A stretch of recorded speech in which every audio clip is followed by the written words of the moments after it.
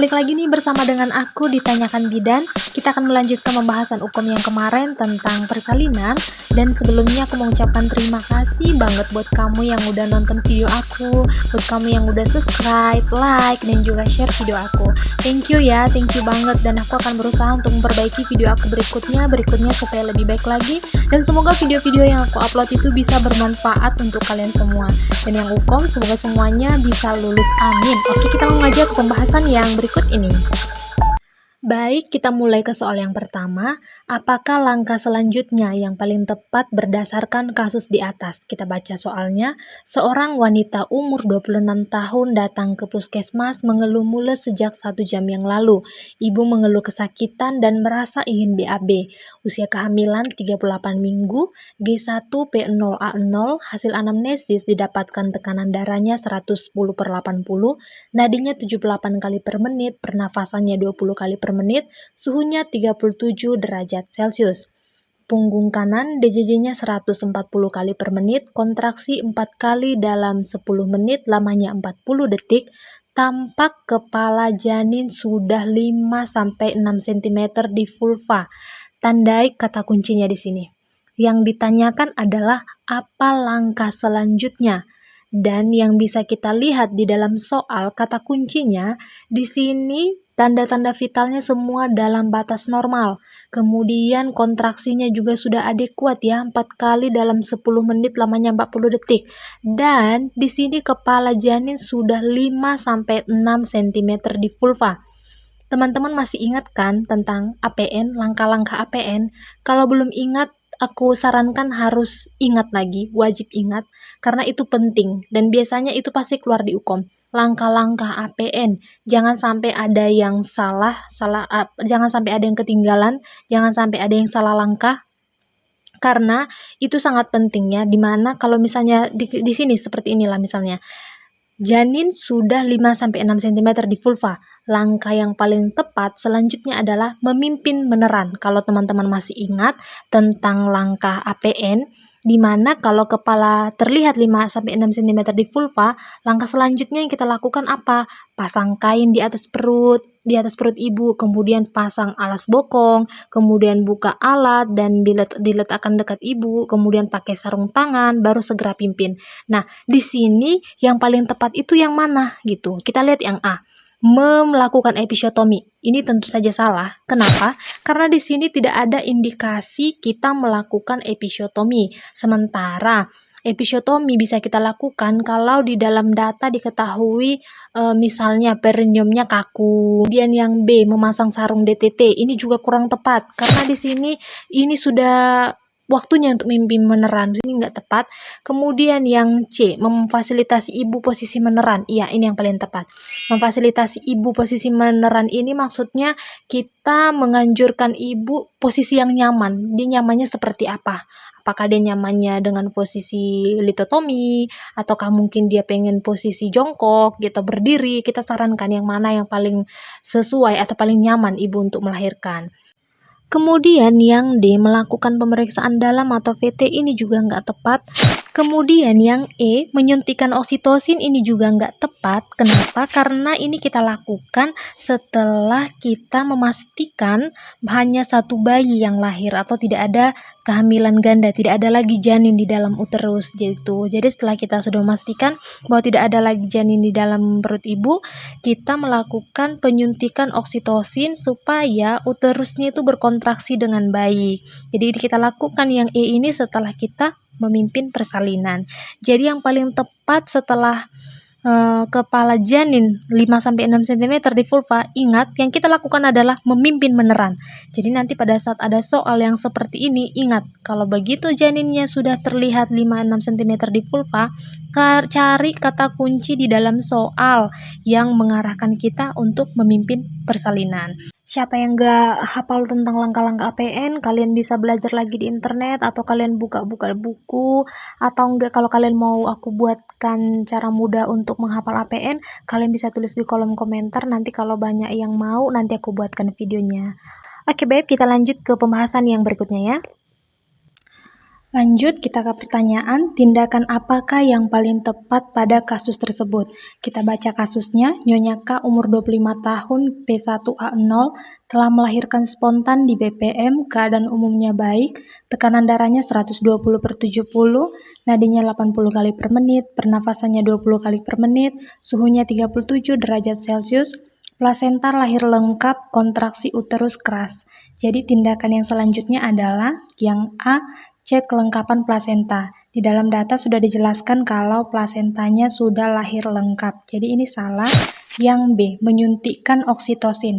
Ini juga salah karena kita akan melakukan suntikan oksitosin setelah plasenta lahir dan dipastikan bahwa tidak ada janin kedua di dalam uterus. Jadi tujuan dari menyuntikkan oksitosin itu adalah untuk merangsang kontraksi uterus. Jadi ini salah. Yang C, membersihkan alat belum tepat. Yang D, cek akselerasi jalan lahir. Jawaban yang paling tepat itu yang D, cek akselerasi jalan lahir. Yang E, memasang infus juga kurang tepat karena di sini tanda-tanda vital ibu semuanya masih dalam batas normal dan jumlah perdarahan tidak diketahui di dalam data soal. Soal berikutnya, kapankah rencana kunjungan ulang pada kasus tersebut? Kasusnya, seorang wanita umur 28 tahun, G1P1A0, datang ke BPM mengeluh sering BAK khususnya di malam hari, dan mengeluh nyeri pinggang. Usia kehamilannya 32 minggu, tekanan darah 120/80, nadinya 70 kali per menit, pernafasannya 20 kali per menit, suhunya 37 derajat Celcius, punggung kiri, DJJ-nya 140 kali per menit, jadi semuanya masih dalam batas normal. Yang ditanyakan adalah kapankah rencana kunjungan ulang pada kasus tersebut. Jadi di sini dibahas tentang ANC atau antenatal care, di mana pada tahun 2013 itu ditetapkan kunjungan ANC minimal 4 kali, di mana di trimester pertama 1 kali, di trimester kedua 1 kali, dan di semester ketiga 2 kali. Namun, pada tahun 2020, Direktorat Kesehatan Keluarga Kemenkes Republik Indonesia merevisi jadwal kunjungan yang tadinya minimal 4 kali, sekarang itu menjadi minimal 6 kali, di mana yang di trimester pertama itu dilakukannya 2 kali, 1 kali sama bidan dan 1 kali dengan dokter. Kemudian di trimester kedua 1 kali, dan kemudian di trimester ketiga 3 kali, di mana 2 kali dengan bidan dan 1 kali dengan dokter. Jadi di sini teman-teman harus ingat tentang jadwal kunjungan ulang yang terbaru. Lalu di sini yang ditanyakan rencana kunjungan ulangnya, kita lihat usia kehamilannya. Di dalam data disebutkan kalau usia kehamilannya sudah 32 minggu, berarti dia sudah memasuki trimester ketiga. Yang ini perlu teman-teman ingat, kalau misalnya masih di trimester pertama, jadwal kunjungan ANC-nya kita lakukan tiap 4 minggu atau sekali sebulan. Kemudian di trimester kedua kita lakukannya tiap 2 minggu atau sekali 2 minggu. Dan trimester ketiga kita melakukan kunjungan ANC 1 kali seminggu. Karena di sini diketahui usia kehamilannya sudah trimester ketiga, berarti rencana kunjungan ulang pada kasus tersebut adalah 1 minggu lagi, yang A. Jadi jawabannya yang A. Jadi yang teman-teman yang perlu ingat itu, kunjungan ANC di trimester pertama dilakukan 4 minggu sekali atau 1 bulan sekali, di trimester kedua 2 minggu sekali atau sekali 2 minggu, dan di trimester ketiga 1 minggu 1 kali. Kemudian jadwal kunjungan ANC yang terbaru adalah 6 kali, bukan 4 kali lagi ya, di mana yang tadi sudah saya jelaskan, pada trimester pertama dilakukan 2 kali, 1 kali dengan bidan, 1 kali dengan dokter, di trimester kedua dilakukan 1 kali, kemudian di trimester ketiga dilakukan 3 kali, 2 kali dengan bidan dan 1 kali dengan dokter. Oke. Soal yang berikutnya, apakah fokus asuhan yang tepat pada kasus di atas? Ingat, yang ditanyakan di sini adalah fokus asuhan yang tepat. Kita baca kasusnya, seorang wanita umur 25 tahun datang ke BPM mengeluh mual muntah khususnya di pagi hari. Ini adalah kunjungan yang pertama, mengeluh sudah tidak haid selama 3 bulan. Hasil anamnesis didapatkan tekanan darah 110/80, nadinya 78 kali per menit, pernafasannya 18 kali per menit, suhunya 37 derajat Celcius, TFU 3 jari di atas simpisis. Hasil planotesnya positif. Kita lihat opsinya yang A, menjalin hubungan saling percaya antara bidan dan pasien. Namun sebelumnya kita lihat dulu dia ini termasuk di dalam trimester keberapa, karena di sini topik kita masih tetap di antenatal care ya. Di sini dikatakan adalah fokus asuhan yang tepat. Sementara dia di sini dikatakan sudah tidak haid selama 3 bulan, berarti ini di trimester pertama. Teman-teman harus ingat tentang fokus asuhan di tiap trimester, baik itu di trimester pertama, kedua, dan ketiga. Di trimester pertama, yang menjadi fokus asuhan kita itu adalah menjalin hubungan saling percaya antara bidan dan pasien. Jawabannya adalah yang A. Kenapa? Karena di trimester pertama, di kunjungan pertama, kita itu menjalin hubungan yang nyaman. Bagaimana supaya pasien itu percaya dengan kita, nyaman dengan kita, itu menjadi salah satu fokus kita di trimester pertama. Kemudian selanjutnya mendeteksi komplikasi-komplikasi yang dapat kita obati sebelum mengancam jiwa ibu. Itu juga termasuk fokus asuhan kita di trimester pertama. Kemudian melakukan tindakan pencegahan atau antisipasi, misalnya seperti pada tetanus neonatorum, jadi kita melakukan imunisasi TT, kemudian kita mendeteksi apakah dia anemia atau mungkin terjadi defisiensi zat besi. Nah, itu yang harus kita lakukan di asuhan di trimester pertama. Sementara di trimester kedua, fokus asuhan kita itu tentang kewaspadaan khusus mengenai hipertensi, preeklamsi, eklamsia, atau penapisan preeklamsia, gemeli, infeksi saluran kemih. Nah, itu juga termasuk dalam fokus asuhan di trimester kedua. Di trimester ketiga, fokus asuhan kita itu adalah palpasi abdomen. Kita menentukan tentang letaknya presentasi kepalanya di mana, mengenai adanya kelainan letak atau presentasi yang memerlukan persalinan di rumah sakit yang seperti apa, apakah dia memerlukan rujukan, kemudian memantapkan persalinan, mengenali tanda-tanda persalinan. Nah, itu termasuk fokus di asuhan yang trimester ketiga. Jadi di sini yang paling tepat asuhan yang kita berikan di trimester pertama adalah yang A, menjalin hubungan saling percaya antara ibu dan pasien. Yang B, penapisan preeklamsia, gemeli, dan infeksi saluran kemih. Ini termasuk ke dalam fokus asuhan kita di trimester kedua. Yang C, palpasi abdomen, ini juga termasuk di trimester ketiga. Yang D, menetapkan persalinan, ini di trimester ketiga.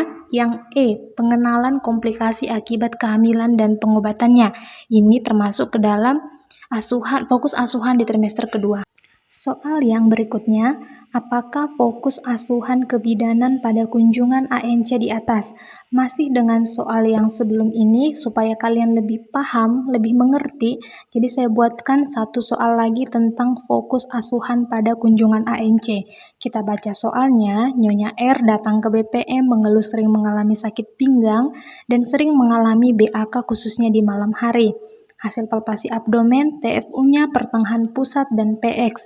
DJJ-nya 140 kali per menit, tekanan darahnya 120/70, nadinya 80 kali per menit, pernafasannya 20 kali per menit, suhunya 36,5 derajat Celcius, terdapat flek-flek hitam pada wajah atau yang disebut dengan kloasma gravidarum. Jadi di sini fokus asuhan kita itu di trimester keberapa dia gitu. Kita lihat di dalam soal, di sini tidak dikatakan, tidak dijelaskan dia usia kehamilannya berapa. Jadi kita lihat data yang menunjang atau data yang bisa kita dapatkan. Misalnya di sini dikatakan TFU-nya pertengahan pusat dan PX. Jadi dia sudah masuk ke dalam trimester ketiga. Jadi teman-teman juga harus hafal tentang tinggi fundus uteri. Jadi biar tahu kalau misalnya tidak diketahui seperti ini usia kehamilannya, bisa dengan menggunakan data yang ada di dalam soal. Kalau dia di trimester ketiga, tadi sudah aku jelaskan fokus asuhan kita tentang apa. Kita lihat yang A, menjalin hubungan yang baik. Nah, ini termasuk dalam fokus asuhan di trimester pertama. Yang B, mendeteksi adanya preeklamsia. Ini fokus asuhan kita di trimester kedua. Yang C, mendeteksi kelainan letak dan presentasi atau presentation. Berarti ini termasuk ke dalam fokus asuhan kita di trimester yang ketiga. Jadi jawabannya itu yang C. Yang D, ini salah ya, bukan yang E, yang D. Deteksi adanya anemia kehamilan, ini termasuk ke dalam fokus asuhan kita di trimester pertama. Jadi yang paling tepat itu adalah yang C, mendeteksi kelainan letak dan presentasi.